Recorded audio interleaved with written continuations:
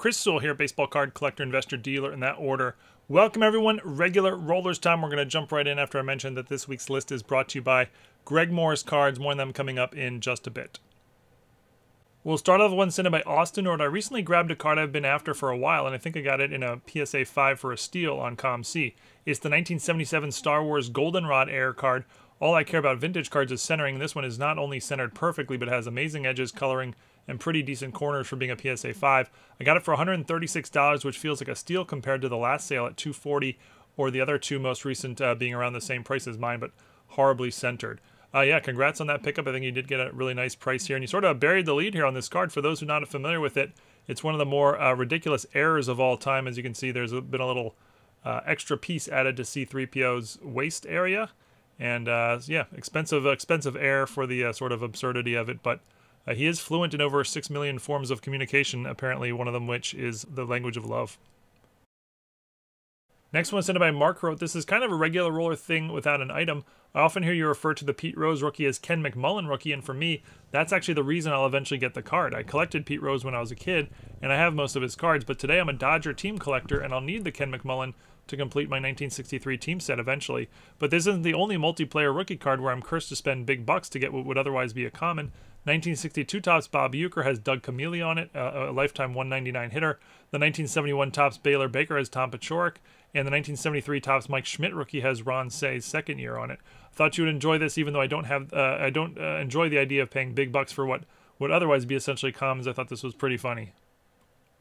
This was sent in by Jason, or when I found this card and thought it would be a great one for regular rollers. I saw this and saw the seller had not much in the description, no year, no mention of it being a rookie. I know this card typically sells for way more than this and would be a great addition to my Acuna PC, so I thought I would take a chance on it. Wasn't sure if the seller would back out and relist what they had, but it came in today, and I now have a nice rookie relic for my ever-growing Ronald Acuna PC.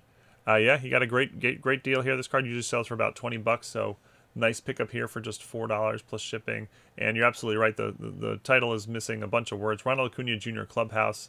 You really got to have the year 2018. Topps Heritage needs to be there. Jersey, rookie, a lot of words missing. So congrats on this bargain pickup. This was sent in by Tyler, who wrote, I came across an eBay listing that was very interesting I thought I would share with you. I was tempted to bid, but I knew it absolutely was too good of a deal to be true. Thankfully, the buyer didn't drop too much on this. I guess there's a possibility the Mantle rookie is real and somebody just made the deal of a lifetime, but anybody who has any clue would have had it graded. What are your thoughts? Yeah, I'm glad you sent in this listing. This is a listing to be very aware, very cautious and aware of.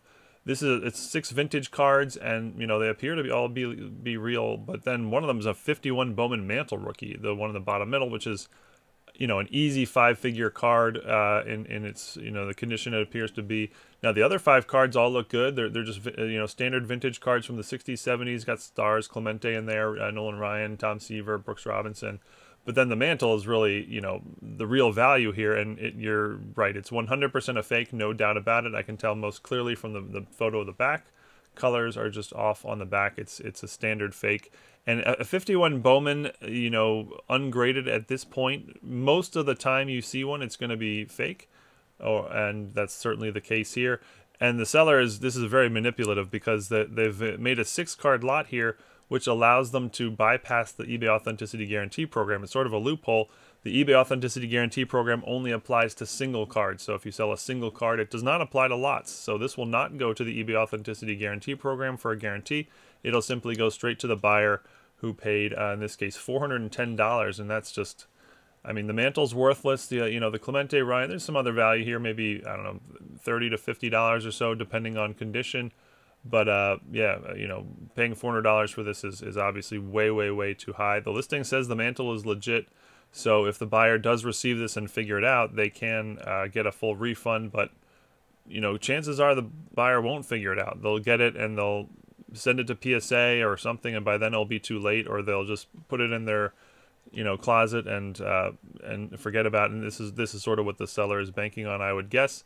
So yeah, be aware of this sort of listing, and hopefully eBay fixes this loophole at some point somehow. This was sent by Zach, who wrote, I wanted to share my thoughts on PCing players. While many people love to PC guys like Jordan, LeBron, Steph, Shaq, etc., Trying to collect many of their cards can get expensive. I always recommend finding a not-so-famous player who played for your favorite team to keep you going during the lull times. My favorite PC is that of Mirza Teletovic, formerly of my Brooklyn Nets. I currently have over 50% of his cards ever printed, keeping track via Sports Card Forum's inventory tool, and I'm always searching for every conceivable site possible constantly, and I lucked out in April this year securing a one-of-one Mirza for $26, a price which is unheard of for more well-known players. Then in July, as luck would have it, a 101 logo patch popped up and I overbid as high as possible to make sure that I got it.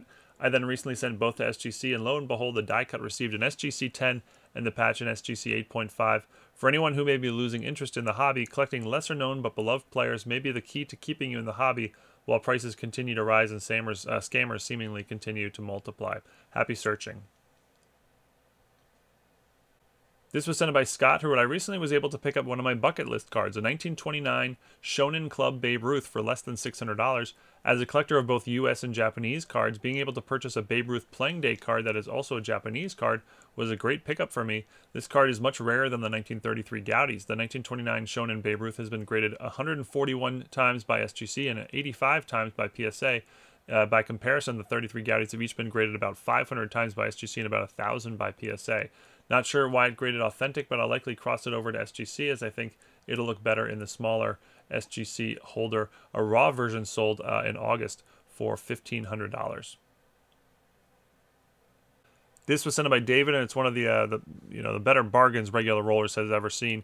He wrote, I've been a regular roller for some time now. I'm an antiques and collectibles dealer going on 18 years. I was into cards during the junk wax era and like yourself hit the pause button for a number of years to pursue the performing arts.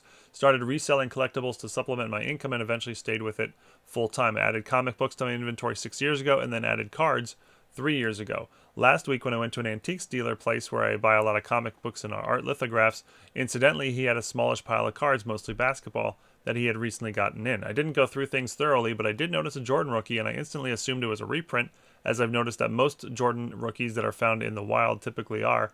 I also noticed a few others from the 86 clear set and started to get a bit excited. I asked the dealer what he wanted for the lot of cards, and he said $800, which I agreed. Once I got home, I started going through everything and began to notice there were actually 2 Jordans, and then I began to notice there were 2 Barclays, 2 Malones, 2 Birds. I still was a bit unsure, but and I was tired, so I went to bed. But the next day, I started to go through everything and look closely. To my absolute amazement, there ended up being 2 complete 86 Fleer sets, and the condition was very nice. I put them in my safe deposit box at the bank, and I'm struggling with what to do with them. What should I grade aside from the Jordans? Have considered grading an entire set over a period of time, still not sure. And on a final note, I can't help but think of Bob from the previous episodes who visited the yard sale and got a mega bargain on an authentic mantle card. Guess I may need to go over those videos again as well. Either way, these are all great problems to have. Find of a lifetime. Keep on rolling.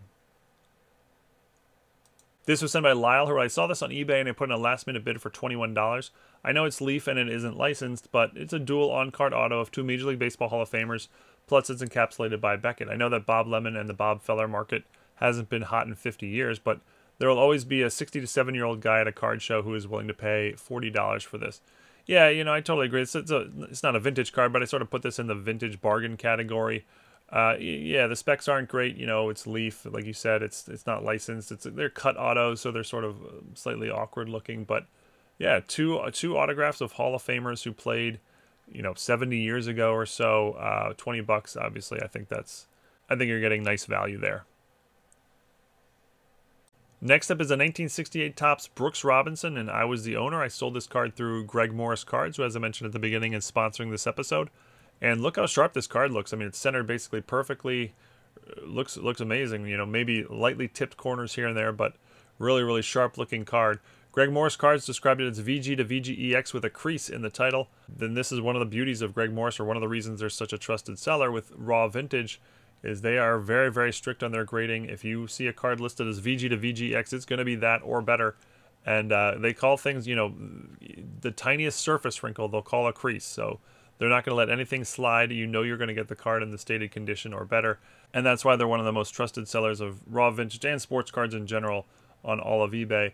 If you're interested in them, whether consigning with them or just checking out their inventory, I recommend you do so. I'm a customer of theirs, both as a buyer and seller. I've included links to all that information in the description below. This was sent in by Steven, and it's not really a regular roller item, but The message is good for here. He wrote, definitely an example where being first on the street with a card fetches ridiculous prices.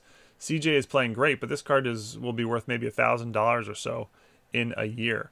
Yeah, spot on. This is a 2023 Panini Donruss Downtown CJ Stroud rookie, and CJ Stroud's having an amazing rookie season, and the Downtowns are very popular, as they should be. Great looking cards, quite rare. I don't know if they're case hits or box hits or whatever they are, but really tough to pull card. You know, this is a rare, nice looking rookie of a who appears to be, you know, a rising star. This sold for $4,000 ungraded. Now, this is one of those lethal combinations where a rookie player is having an amazing rookie season and they have very, very few cards on the market, and that is the case here. And when that happens, cards just out of the gate are priced way, way, way too high. This card cannot possibly hold its value. I mean, unless he becomes Patrick Mahomes, wins a bunch of Super Bowls in the next couple of years. $4,000 is off the charts. Joe Burrow, for example, who you know, his rookies from 2020. His 2020 Donruss Downtown rookie sells for about $800 to $1,000 raw. So, you know, if he becomes Joe Burrow, CJ Stroud, which would be quite the accomplishment to become Joe Burrow, in a couple of years this card will probably be worth more like $1,000 as just sort of a rough guess comp. And yeah, a good lesson to be aware of. I did a video on Brock Purdy, same sort of thing on a much cheaper card, but that is often the case with hot young, you know, rookies. If they just don't have a lot of cards at the moment, they're going to have a lot more cards coming out soon. So at some point, this card, while the Downtowns will always be desired, or most likely will always be desired, or one of his more desired cards, he's just going to have a lot more to choose from at some point, and this will be one of a number of desired cards, and will have less uniqueness in that sense to it down the road. And we'll finish on just a really nice story. This was sent in by Preston, who wrote, if you were a kid that liked baseball and lived in the Southland in the 80s, Dale Murphy was a name you heard a lot, whether you were a Braves fan or not. I was at a Boy Scout fundraiser last night, and where the Murph was the keynote speaker, and had a chance to meet him. He was just as cool as I'd always heard he was. I don't normally do the autograph thing, but he was there and willing. Most people had baseballs or a program from the event, but I brought some cards.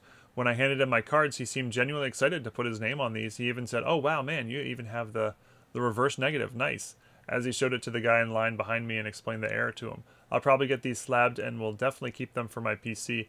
It was a fun way to support a great cause.